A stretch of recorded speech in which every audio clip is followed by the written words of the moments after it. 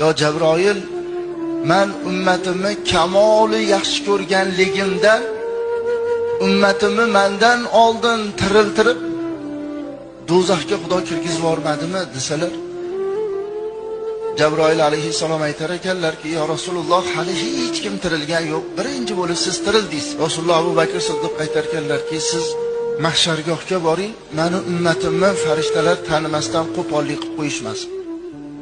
Yo Umar, siz Sirot ko'prigiga boring, oyog'i toyilib biror ummatim jahannamga tushib ketib qolmasin. Yo Ali, siz do'zaxning eshigiga boring, biror bir ummatim do'zaxga kirib ketib qolmasin.